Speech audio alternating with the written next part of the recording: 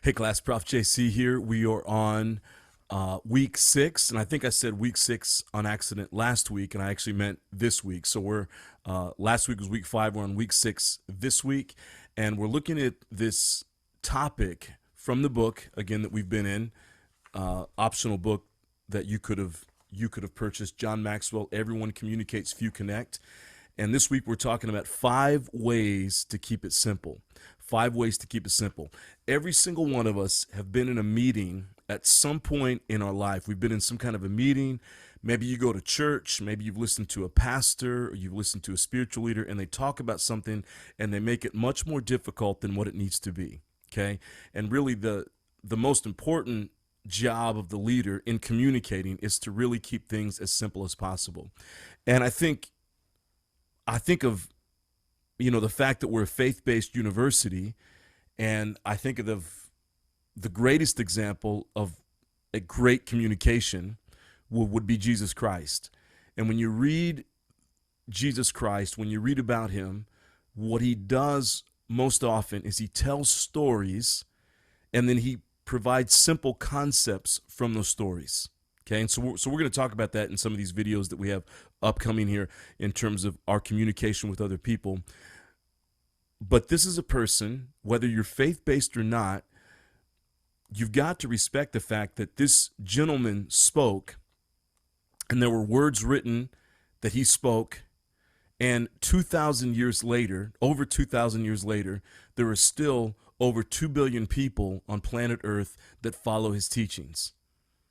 And when he left planet Earth, my understanding is that there were 200 people who followed his teachings, and now 2 billion people follow his teachings. So we can learn a lot from the teaching style and the words of Jesus. And the thing that he understood was, number one, he understood how to connect, but he also understood how to keep it simple. So I want to talk about that today, because I think as leaders and managers, oftentimes, if we're not careful, we bring the knowledge that we have to the table, whatever that knowledge may be, and we make it much more complicated than what it needs to be. And we need to understand the importance of keeping it simple. So today I want to talk about 5 ways to keep it simple. Okay, so in your leadership and in your communication and in your connecting with other people, especially when you're in a leadership position and you're connecting with people who are in lower levels than where you may be, it's important to keep it simple. So here's how we do that. Number 1 is this, okay? Talk to people, not above them. Talk to people, not above them. And then it gives this little story here. It says, a preschool-aged boy was eating an apple in the back seat of the car. Daddy, he said, why is my apple turning brown? The boy's father explained, because after you ate the skin off, the meat of the apple came in contact with the air, which caused it to oxidize, thus changing its molecular structure and turning it into a different color. There was a long silence, and then the boy asked, Daddy, are you talking to me? And then John Maxwell goes on to state, a lot of people feel that way when a speaker or leader conveys complex ideas without making the effort to make them clear and simple.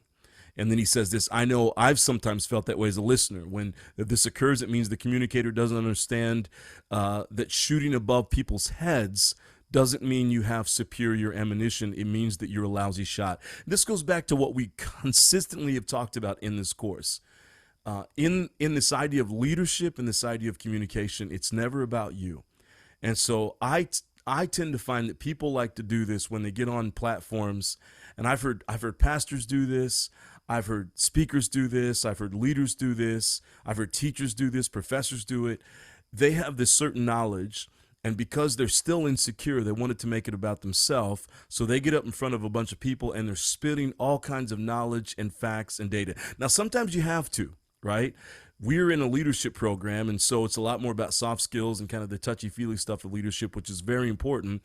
But it's not necessarily like a chemistry class, right? Where there are actual data that you have to put on the board, and you've got to talk from that perspective, right? That's not necessarily what we're doing. And as a leader, I will tell you this, there should rarely be times when you're talking to people using all kinds of complex data. Now, if you do that, and I've seen some great speakers do that, but what they always do is they're able to bring it back and make it about the crowd that's in front of them, make it about the people in front of them, and tell them why that data was so important. Okay, so you've got to talk to people. You can't talk above them. And the one way you talk above people is by trying to bring and show off your knowledge and show off all the things that you know. And that's not what it's about, right? Many of you are going to lead people. You're working on getting a bachelor's degree. Some of you are going to go on to get a master's. There might be somebody in this class who goes on to get a doctorate.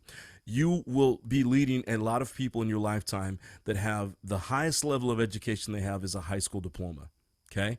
That's true almost in every, so I'm a professor and I'm surrounded by other professors, and I'm finishing up my doctorate and I'm surrounded by a lot of other people who have PhD and doctorates. That's kind of this little bubble here. But when I go out into the world, most of the people that I communicate with may have a bachelor's degree. Many of them, just in my day-to-day life, have high school diplomas, right? And the one way to make sure that you stand out and not be accepted is just go ahead and talk above them. Just go ahead and act like you're better than they are, and just say big words that they can understand, and you just make sure you keep repeating that, and then watch what happens. Right? It's something that many leaders do, and it's always embarrassing to see. So make sure you talk to people, not above them. Number 2 is get to the point. Okay, and then John Maxwell writes the story. A woman getting ready to leave a doctor's office gave the physician a quizzical glance. Is something the matter? Asked the doctor. I'm not sure, asked the woman. I'm not sure, answered the woman. I arrived 5 minutes early for my appointment. You took me right away. You spent a lot of time with me. I understood every word of your instructions. I can even read your prescription. Are you a real doctor? So maybe you've been there before, right? John Maxwell goes on to say, in certain situations, you don't expect others to be clear, concise, and quick. In others, you do. Anytime you're getting ready to hear someone speak, if it takes them a long time to get to the point, you know you're in trouble. Winston Churchill once said about a colleague, he is one of those orators who, before he gets up, does not know what he's going to say. When he is speaking, does not know what he is saying. And when he sat down, doesn't know what he just said. What an indictment, John Maxwell says. And then he says, I've listened to a few I've listened to a few communicators like that, haven't you? And we've all been there before. I remember growing up back in my home church, and there was a pastor, and he's a great guy, a really great guy.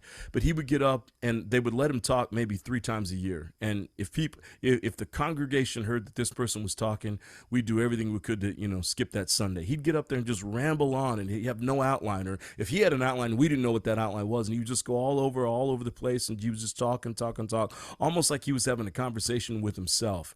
And he just got a name for it. Everyone liked him, though. He was great at relationships. He was great at being there for people. So, a lot of people forgave him. He only spoke like 3 times a year, maybe 2 or 3 times a year. But he was one of these people that couldn't get to the point. Here's one of the most important things as a leader. If you're going to take people's time, and I think that's the most important thing for us to understand. If you're taking people's time, you've got to get to the point, right? You don't need to meander through it. You don't need to talk about yourself. You don't need to give a bunch of stories, right? Especially when you're running meetings. Make sure you start those meetings on time, and make sure you get right to the point, and you're not wasting other people's time. Number 3 is this.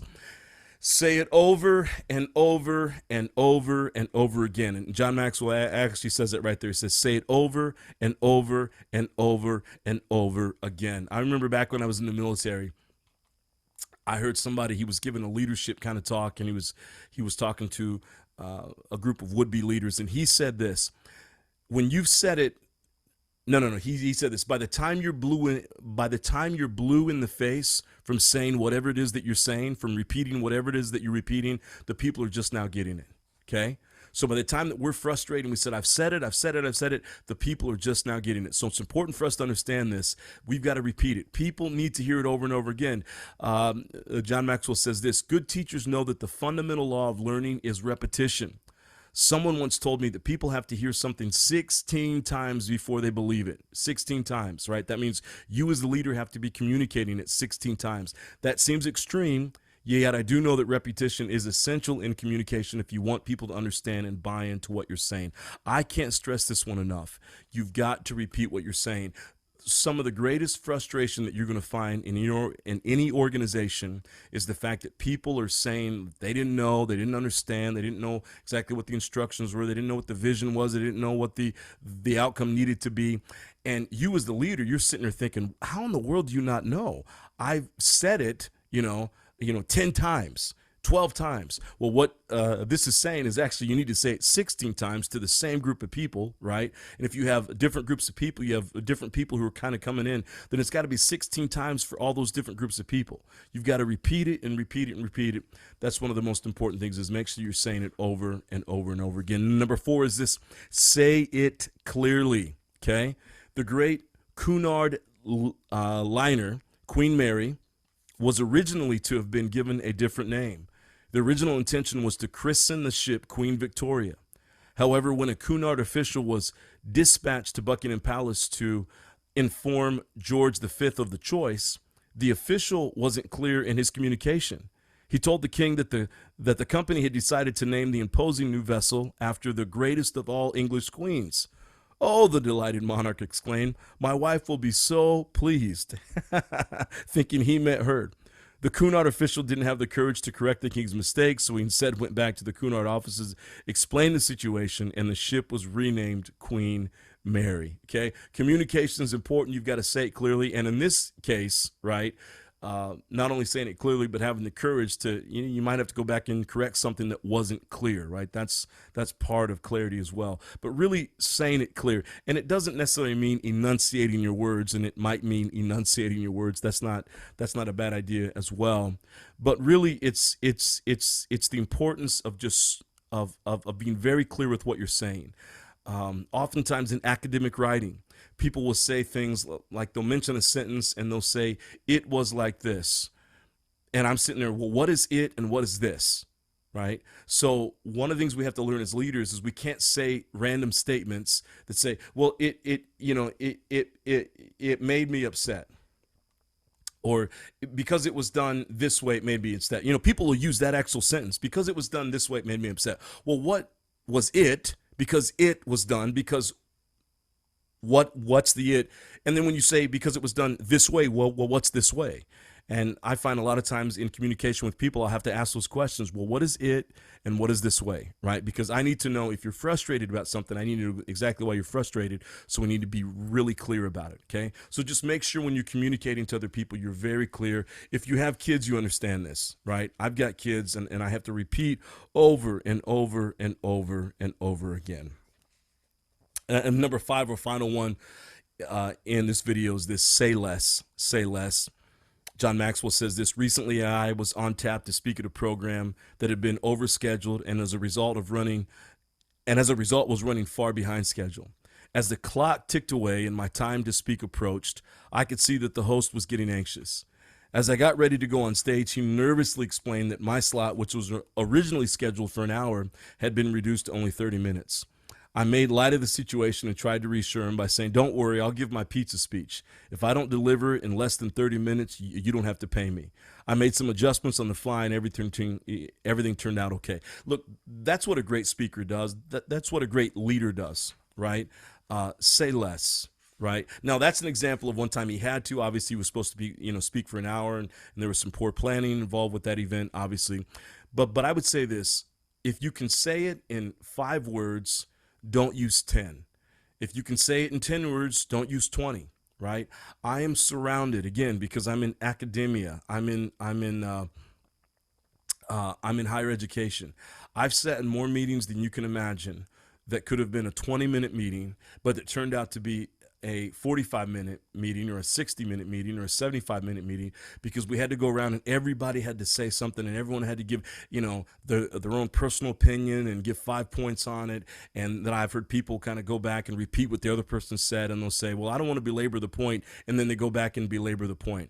I have found this to be true in life. The less you say most often, the more people will listen to you. The less you say most often, the more people will listen to you. Okay, so it's not about trying to get up in front of a bunch of people and spew a bunch of knowledge and say less is more. I had a great college professor who would say this: less is more when it's enough. Less is more when it's enough. Okay, so it's not just about saying less to say less. You've got to say what you need to say, but less is more when it's enough. So make it enough, but say less. So here's the question I have for you in this video today. Okay. How many times, and I'm going to go back to what you just heard in the video, how many times do you need to repeat something? Okay. So I gave you a number in there. How many times do you need to repeat something? We're talking about this idea of repetition. And then I want you to answer the question. So I want you to give me that number right there. And then I want you to answer the question, why is repetition important? I gave you some reasons why, but I want to hear from you. Why do you think that repetition is important as a leader? There will be people who tell you it's not important. I've actually had people tell me don't repeat it so much. But those are usually the people who are there all the time and they're listening, they're hearing. But that's not really all the people. Why is repetition so important for a speaker, and why is it important for a leader? Right? For you as a leader to make sure that you're repeating. So again, the question is, how many times do you need to repeat something? Just go ahead and put that answer there and in the text, and then answer the question, why is repetition important when you're a leader? I'll see you in the next video.